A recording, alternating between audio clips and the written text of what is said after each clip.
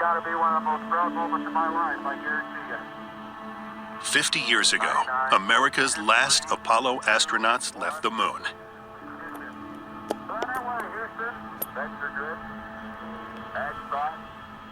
In the 5 decades since Apollo 17, we have built space stations, space shuttles, and space telescopes, and sent probes further than the edge of our solar system.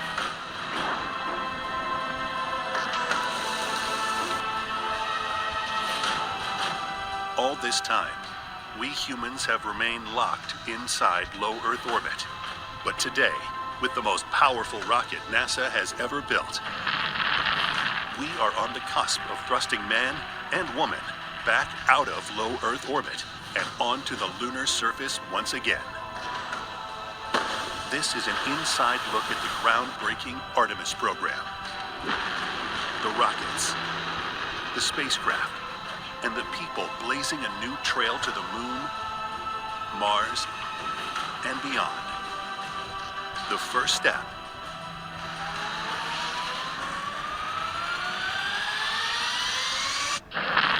The launch.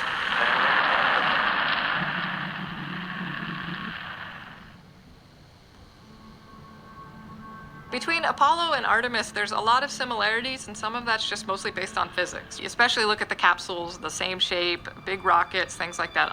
But program-wise, there's a huge difference. We're not just going for flags and footprints. The Artemis program is expanding upon what we did in the Apollo era. We want to go to the lunar surface. We want to build an outpost. We want to live on the moon in order to understand what it will take us to go to Mars. It's a much more deliberate approach to lunar exploration than the Apollo was. In the next decade, NASA envisions the beginnings of a long-term settlement on the moon, one in which a rotating cast of astronauts lives in a modular base camp, mining water and other resources from the moon itself, all while performing the kind of science that will help us in our quest to colonize Mars. So the success of Artemis 1 for the future of space exploration is really foundational. This planet-hopping journey into the future begins in 2022 with the scheduled launch of Artemis 1, the first test flight of NASA's newest, most ambitious rocket yet, the Space Launch System, or SLS. It all starts here. It starts with the transportation system. Tipped with the Orion crew capsule, that transportation system stretches 322 feet from top to bottom and weighs nearly 6 million pounds. The rocket is so massive that NASA had to re-engineer its legendary launch pad 39B at Kennedy Space Center just to accommodate it. 39B was there during Apollo and was the launch site for more than 50 space shuttle missions.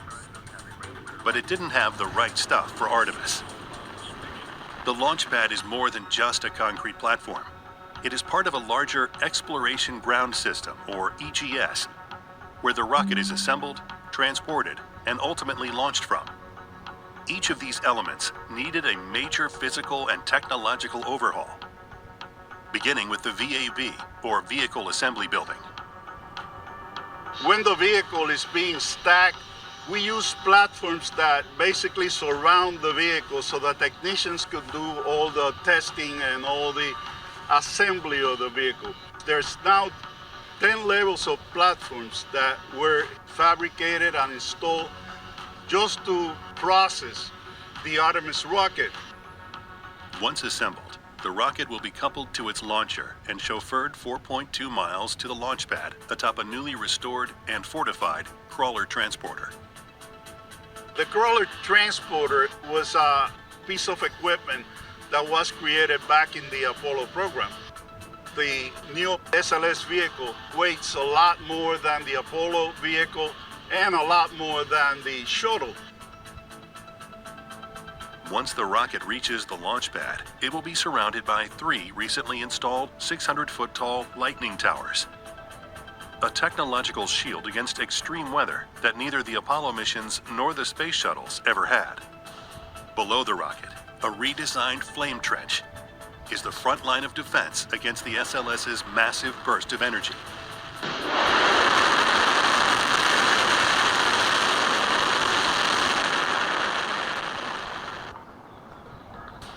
its walls have been covered with 100,000 heat-resistant bricks.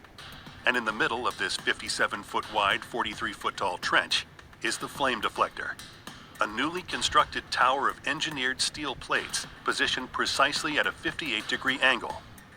Its job, to protect the rocket by deflecting heat and pressure away from the launch pad.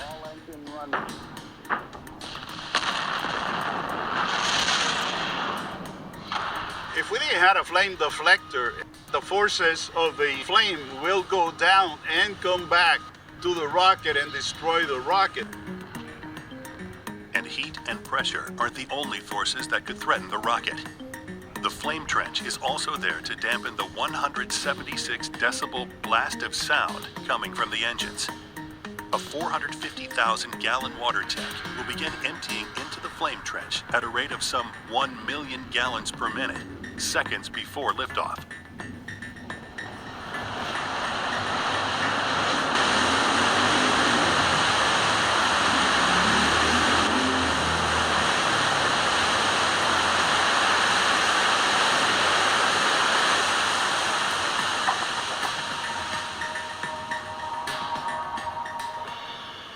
It takes a lot of imagination to be able to build this kind of stuff.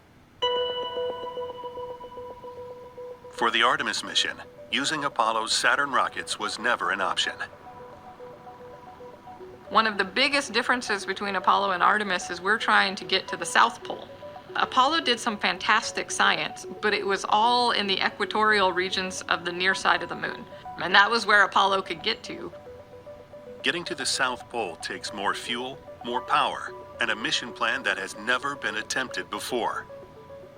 At the South Pole of the moon, you have permanently shadowed craters because the sun is very oblique at the bottom. So you get areas where that never see sunlight, where we might find water ice, volatile chemicals. Artemis 1's unmanned 26-day mission will chart a path for future Artemis astronauts. But it is the effort it takes to get off the Earth in those first few minutes of flight that is the reason the SLS is so massive and complex.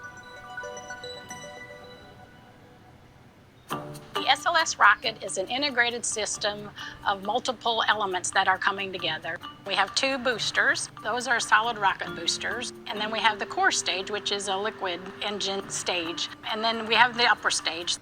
So you actually light everything up, you get all that thrust going, and then you pull the hold down bolts off and it jumps off the pads. The 2 boosters give us over 6 million pounds of thrust for the first 2 minutes. And at that point, then it separates from the core stage. And then the core stage then goes on for another 6 minutes, giving us an additional over 2 million pounds of thrust. So that gets us into low Earth orbit. From there, the interim cryogenic propulsion stage takes over and delivers Orion into lunar orbit. The engines that will propel Orion toward the moon aren't the only ones built into the rocket. There are also multiple rocket motors built into the launch abort system, which is designed to pull the crew capsule to safety in case of emergency. And the Orion spacecraft itself has 1 main and 8 auxiliary engines. Since this rocket has never flown before, each of these elements had to go through a rigorous test procedure prior to assembly. One of the first was to confirm that the core stage's 500,000-gallon liquid hydrogen tank could withstand the changes in pressure it might experience during a mission. We have hundreds of load cells that we apply onto the hydrogen tank itself, and it twists and turns and stretches the tank. The tank reaches the target pressure as planned, but the team wants to find out just how far they can push it.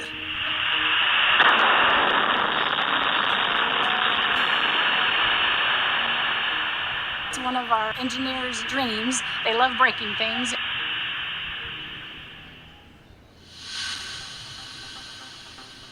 As launch day approaches, NASA tests the engines which will play key roles in getting Artemis to the moon.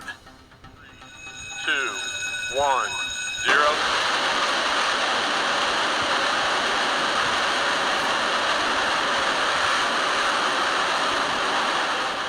They fire up Orion's launch abort and attitude control motors built into the tip of the rocket.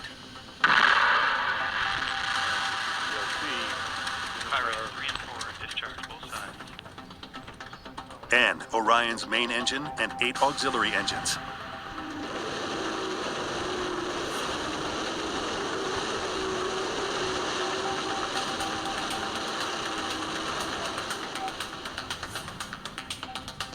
Then, it's the solid rocket booster's turn.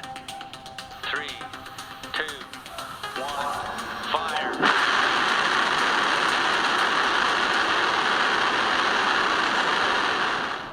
Each of these engines passes its hot fire test. And last but not least, the core stage would finally be anchored into a test stand and ignited. The core stage is the backbone of the SLS rocket. Without the core stage, you wouldn't be able to launch this mission to the lunar surface. Inside the 212-foot-tall core stage are the brains of the SLS. Its flight computers and avionics systems. At the base of the core stage is its brawn, 4 RS-25 engines. 6 barges worth of cryogenic propellants are loaded into the core stage's liquid hydrogen and liquid oxygen tanks. The countdown begins. Water gushes into the flame trench on cue, and then the burn is supposed to last 485 seconds, but just over a minute in, GDRA, we did get an MCF on engine 4. Copy that, but an MCF, a major component failure. and we got to shut down. Ground personnel. The flight software did exactly what it was supposed to do. It shut the engines down because it detected that we were violating one of our limits. The engineers get to work on the problem and return to the test stand just 2 months later. In this test, the engines successfully burned through more than 700,000 gallons of liquid hydrogen and liquid oxygen, as planned. The core stage was ready for the launch pad. And the team was ecstatic. It was a very exciting day.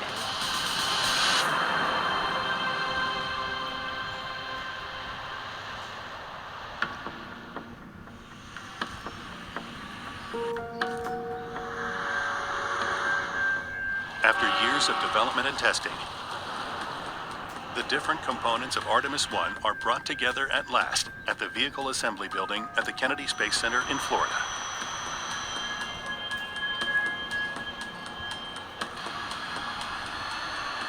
When we're assembling the spacecraft and the rocket and putting it all together, you have to do it very deliberately because in flight, there's an extreme amount of loads. There's a lot of vibration. You have to ensure there's no loose connections that are going to come apart in all of that violent shaking. Assembling the rocket takes months. The power of some 9 million pounds of thrust will be felt on every bolt, every electrical connection, every fuel line in the rocket. That surge of energy will be carried all the way to the top of the SLS in the new Orion space capsule. Atop Artemis 1, Orion is following a trail blazed by the Apollo space capsule. But the similarities between the two only go so far. While Apollo could hold 3 astronauts for 13 days, Orion can hold 4 astronauts for up to 21 days. It's 1.5 times larger than Apollo, and unlike its predecessor, which only flew men under 6 feet tall, Orion is designed for a diverse astronaut corps of men and women. Apollo, right, they were using a very small pool of candidates, small in both physical sense and the numerical sense. For Orion, we actually designed it from a 5th percentile female to a 95th percentile male. We don't have to restrict the size of our astronaut pool for the future of exploration. On Artemis 1, engineers will be keeping a close eye on Orion's crew. But on this flight, the crew won't be human. So inside Orion on Artemis 1, there's going to be a few humanoid features. One of them, the Moonikin, as they've been calling him, is a fully outfitted crash test dummy. In addition, a pair of phantom torsos, nicknamed Helga and Zohar, will be on board to evaluate an experimental vest designed to protect astronauts from the elevated radiation levels they may encounter in space.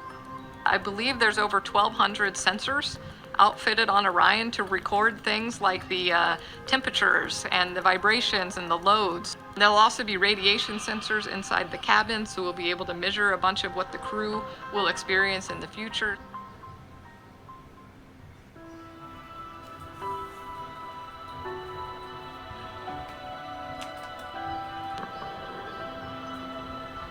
With the rocket now standing tall in the vehicle assembly building, the day when it will be transported to the launch pad and ignited draws closer.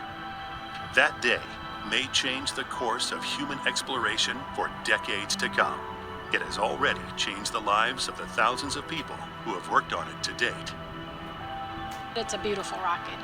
I think a lot of people will be looking way up in the sky, looking at how tall this rocket is, and just be completely amazed. Finally seeing Orion on top of the rocket, it's just kind of, wow, we did it. Like, it's all finally come together. There's thousands of people that have been working on this for years, myself included, and to see it all come together finally, it's like a huge validation.